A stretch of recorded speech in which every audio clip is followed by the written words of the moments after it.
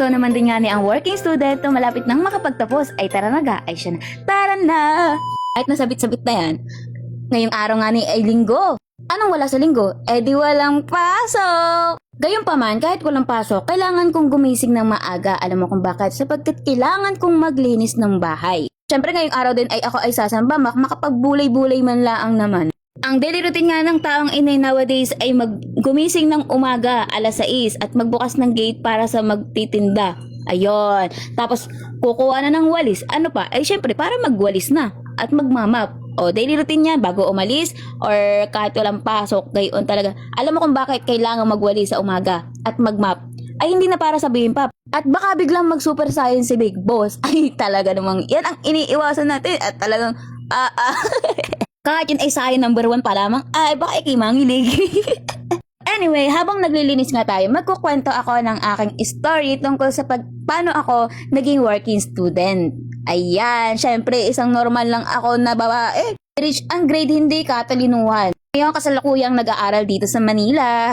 Being working student talaga is truly challenging. Nung senior high school pa lamang nga ni ako, meron na akong thought na ayoko nang maging pabigat pag ako'y naging college. Like, ayoko na umasa sa magulang ko. Gusto ko, ako na yung bahala para sa sarili ko. Ganun yung mindset ko ng senior high school.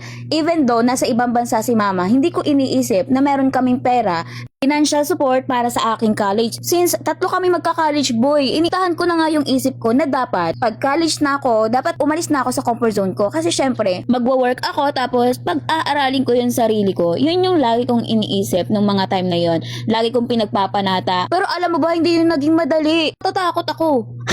Natatakot talaga ako kasi imagine mo, from probinsya na pupunta ka sa Maynila. Ay ang alam ko lang nun, kapag sinabing Maynila, ay maganda. Grabe. Andun yung mga magagandang building, talagang sagak, may trabaho, like that. Meron akong best friend na lagi kami nagkukwentuhan tungkol sa mga pangarap, sa mga planong gawin. Eh di nasabi niya na magwo-working student siya. Pupunta siya dito sa Maynila. Dito siya mag-aaral. I was like, dito pala ako mag-aaral sa Mindoro, tapos ikaw sa Maynila, ay sasama na lang ika ako. At ganun nga ang nangyari. Nagdesisyon ako na maging working student na lang. Tapos nagpaalam ako sa nanay ko, Diyos ko Lord. Ay pati mga kapatid ko ay disapproval ba ang aking mga desisyon sa buhay naman. Hindi nila ako payagan lumuwas dahil daw ay parang tingin nila sa akin ay bata. Ang bata! Hindi nga niya ako payagan ng nanay ko at talagang nakikita niya ako as parang wala pang kaalam-alam, wala pang kamuha-muhang sa mga bagay-bagay na nangyayari sa mundo like that. Pero talagang hindi na nga mababali ang aking desisyon. Gusto ko na nga talagang lumuwas at umalis sa aking comfort zone. At kaya naman, ang kapipilit ko sa aking nanay ay talagang nagalit na nga ni. Nagalit na siya. Nagalit na nga siya sa akin na talagang hindi niya ako pinapayagan. Talagang, sige, umalis ka. Wag mo na akong kakausapin. Wag kang hihingi sa akin ng tulong like that. Talaga namang, Ako'y, kung hindi ako papayagan, ay aalis pa rin ako. Kung hindi sila sang-ayon sa aking desisyon, itutuloy ko pa rin. Luluwas pa rin ako. Baka daw ako ay maging bayaran doon dito sa Maynila at yun ang kinakatakot niya. At saka maghanap lang daw ako dito ng lalaki tapos bigla mababalitaan niya ay buntis na agad at uuwi sa kanya. Ay nagangoy-ngoy. Ay hindi! Talagang ipinaliwanag ko kay mama yung plano ko, yung kinlarify ko sa kanyang isip na hindi ganun ang mangyayari kasi nga ako to eh. Ay, joke lang. Hindi ko naman nahahayaan sarili ko na umantong ako sa ganun kasi nga my priority is pursuing my goals. Goals ba? To make story short, pinayagan pa rin ako at the end of the day. Eto, nandito ako nagwawalis. Mahirap umalis kapag yung mga taong nakapaligid sa'yo or nasa bahay mo ay disapproval or isang ayon sa desisyon mo kasi lalo na kapag parents mo. Ang sabi sa Bible, mahalin ang iyong mga magulang. So, wag mong kakalabanin. Malas daw yun. Pero ngayon, na-realize ko, I did the right thing.